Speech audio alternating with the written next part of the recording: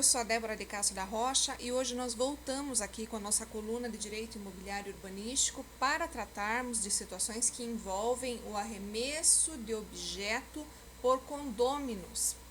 Quem de vocês nunca se deparou com alguma situação como essa, especialmente quando reside em condomínios, não é mesmo?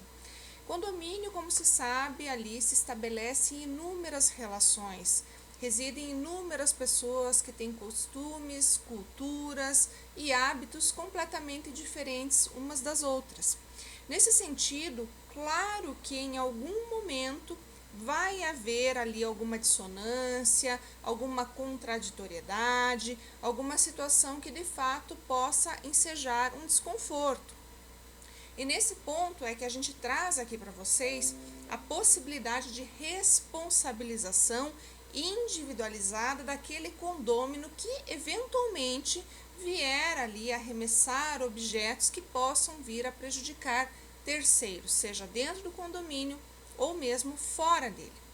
Claro que quando a gente fala de condomínio, nós temos, via de regra, convenções condominiais, regimentos internos, que são as normativas que devem ser respeitadas pelos condôminos.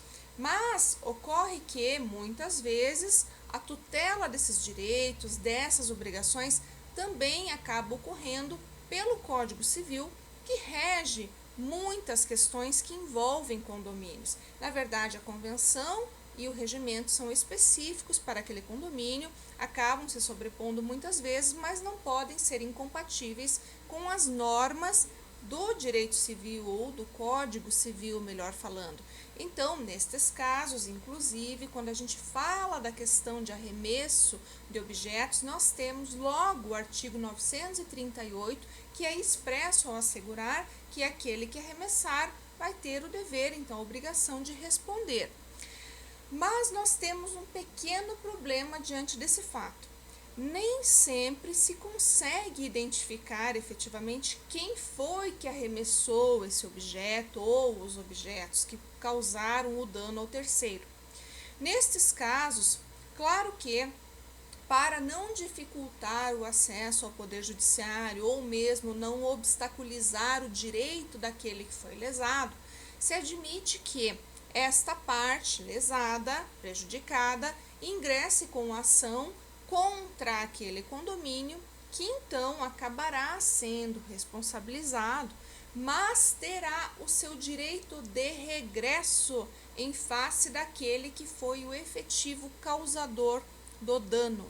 Então, nesse sentido, claro que o melhor dos cenários não seria responsabilizar o condomínio, até porque, como se sabe, o condomínio efetivamente é responsável por aquilo que for causado ali pelos prestadores de serviços ou mesmo pelo síndico na gestão ali da administração do condomínio, por zeladores, porteiros e trabalhadores que estejam a ele vinculados diretamente.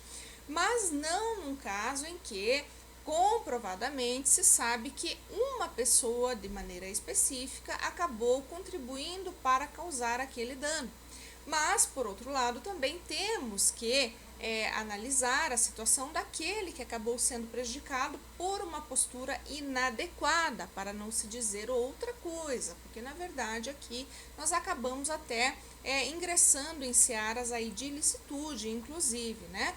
E não só isso, né? Quando a gente fala de ilicitude, responsabilidades, claro que nós não podemos ignorar o fato que essa pessoa em um determinado momento vai ser obrigada a reparar esse prejuízo.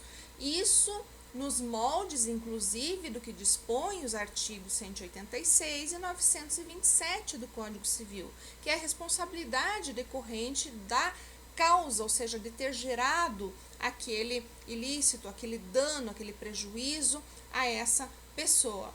Então vejam que todos vocês que estiverem diante de situações como essa que eu estou apresentando hoje, que parece uma situação até mesmo corriqueira, né, no dia a dia de todo mundo, e muitas vezes nem paramos para pensar muito nisso, mas no final das contas acaba repercutindo de maneira muito séria, até mesmo gravosa, aí no seu bolso, porque você que é condômino, se o condomínio for aí o polo passivo de uma ação, por exemplo, indenizatória, vai ter aí o seu prejuízo também, porque invariavelmente essa conta vai para você, que é condômino, vai lá para a sua taxa condominial que vai ser cobrada de você. Então, por isso a importância de que nos atentemos a essas questões, nos atentemos à necessidade de conviver de forma harmoniosa em condomínios, porque ainda que num primeiro momento essa pessoa não seja responsabilizada, ela também poderá ser responsabilizada em momento futuro a partir de uma ação regressiva que o condomínio pode sim ingressar, enfim, ajuizar contra aquele que for o causador desse dano.